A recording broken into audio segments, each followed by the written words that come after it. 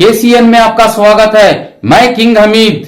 अस्सलाम वालेकुम रहमतुल्लाहि वबरकातुहू। तमाम मेरी कर्नाटका की आवाम से मैं गुजारिश कर रहा हूँ, वक्फ बोर्ड के वास्ते क्या करना चाह रही, वक्फ बोर्ड को हमें क्या कर सकती।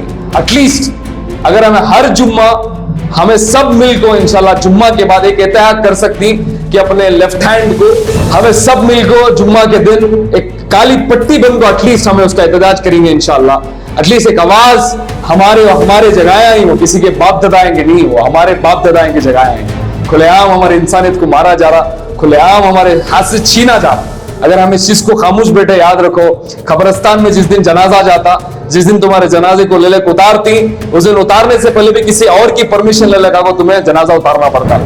याद रखो कब्रिस्तान तुम्हारे ही, वो इदारे तुम्हारे ही, मस्जिदा तुम्हारे ही। अब तक क्या हुआ कि नहीं हुआ कि अगर उस चीज को अगर बचाना है वो नौजवानों के हाथ में है, वो उन बुजुर्गाए दिन की है। इंशाअल्लाह हमारे अकाबरीन और हमारे उलमा कराम के इंशाअल्लाह हमें उनके अदब को खड़ेंगे और उनके साथ देंगे इंशाअल्लाह और कहेंगे ला इलाहा इल्लल्लाह मोहम्मद रसूलुल्लाह। सब तमाम से गुजारिश कर रहा हूं एटलीस्ट जुम्मा के दिन हमें सब मिलकर इकट्ठा काम करना। इस वक्त के हालात में ना जाने 3 मासूमों की जान जाको। याद रखो इस चीज को बैठ कर देखने की कोशिश है।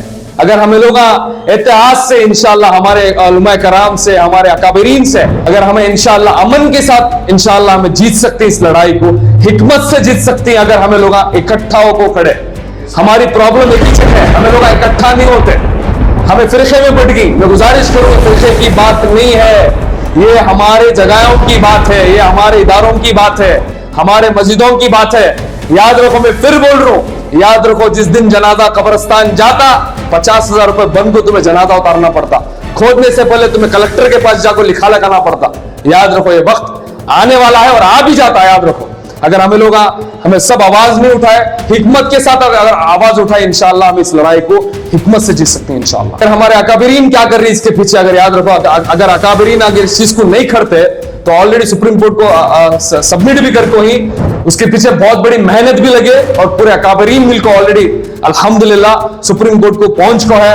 मैं तमाम मेरी कर्नाटका की आवाम नहीं पूरी हिंदुस्तान की आवाम से गुजारिश कर रहा हूं, मैं गुजारिश कर रहा हूं हमें सब इकट्ठा होकर अगर इस चीज के अगर हमें हिकमत से खड़े, देखो 3-3 मासूमा जाना चलेंगे, हमारे आंखें के सामने 3-3 मासूमों के सर चलेगी। हम इस चीज के वास्ते हमारी लड़ाई कुछ जंगे फसाद से नहीं है, इस मुल्क में हमारा भी खून है, इस मुल्क के वास्ते हमारे भी बड़े बड़े जाना देखो ही। मैं गुजारिश कर रहा हूं आप नौजवानों को, आप सब लोग हमें इकट्ठा होकर इंशाअल्लाह हिकमत से काम करेंगे। हमारा इस्लाम ये सिखाता है कि भाईचारगी में और अमन से हमें मुल्क को जीतना है और अल्हम्दुलिल्लाह ना जाने से लाखों लोग हमारे हिंदुस्तान के वास्ते सर नेज़े पर चढ़ा को, ना जाने लाखों लोग इस मिट्टी के अंदर दफन होंगे अपने मुल्क के वास्ते।